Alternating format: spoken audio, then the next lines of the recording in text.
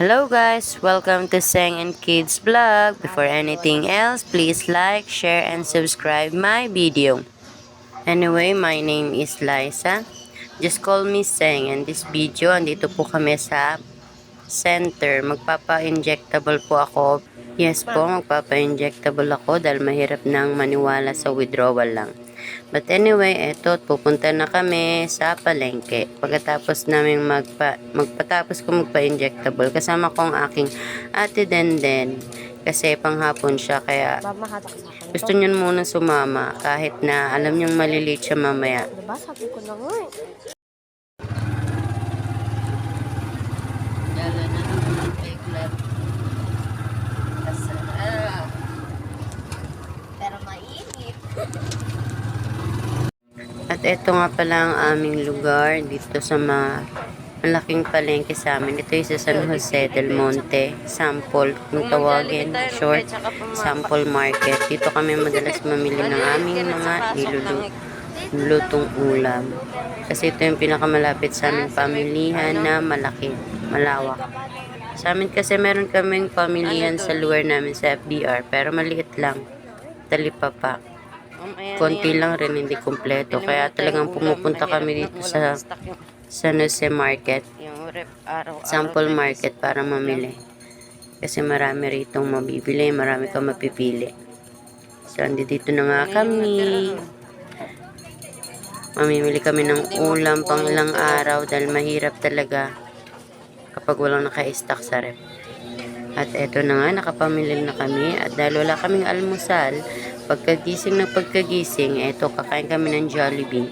Almusal na at tanghalian na rin. Break lunch ang tawag namin dito.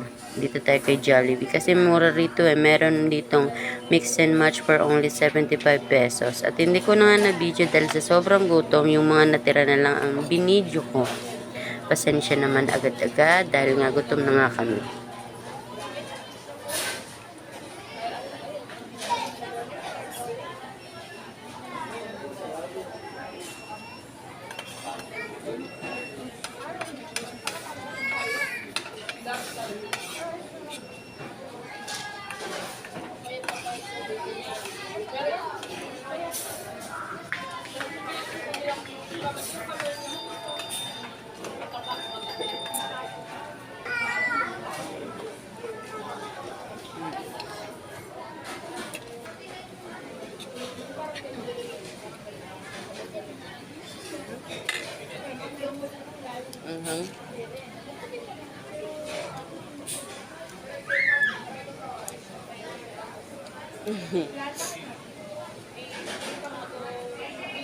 No, kami yan.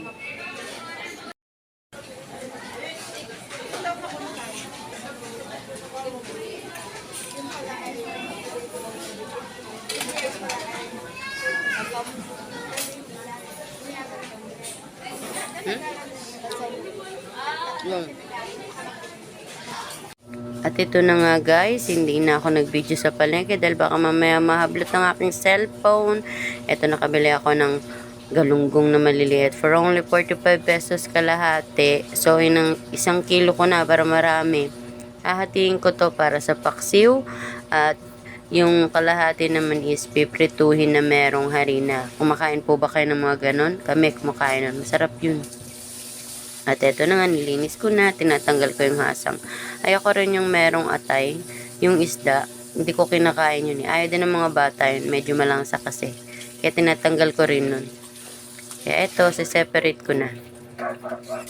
At gagawa ko na rin yung sa may pangpaksiw ko. Dami.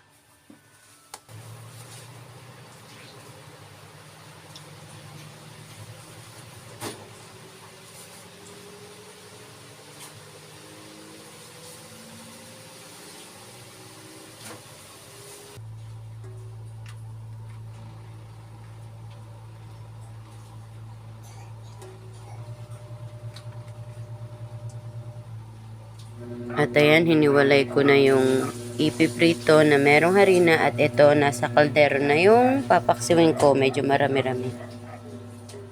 Hindi naman kumakain ng isda yung mga bata, pero gusto ko yan. At ito, binili kong yellow pin for only 90 pesos. Isang buo, pinahati ko lang. Syempre, kailangan magtipid-tipid ngayon dahil nga ang hirap ng buhay, di ba? Ito, gagawin ko naman tong paksiw din na merong gata. Paborito ko kasi yun. O kaya naman, kung si mama ang magluluto, nilalagay niya ng sabaw na merong malunggay. Masarap din siya. Hindi naman, sariwa pa rin naman, kaya okay pa. Ilalagay ko lang sa rep.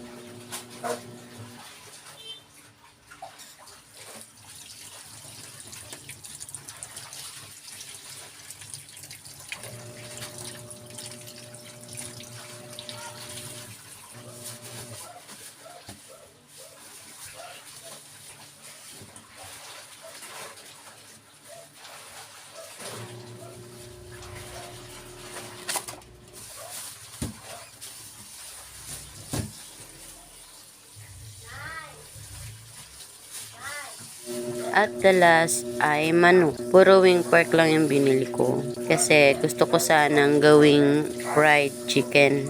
Kasi mga anak ko nagre-request, hindi na nakakapunta ng Jollibee. Mahal na eh. Hindi na carry, wala ng budget. So, bumili ako ng mga purong wing pork. So, pwede ko tong iprito, pwede ko rin gawing sabaw kapag tinoyo ako. Tinola ulit. Pambansang tinola. And that's all. Ayan, iaayos ko na yan. So, ready na para sa rep. Ayun lang. Thank you guys for watching. Please subscribe my video. Bye-bye!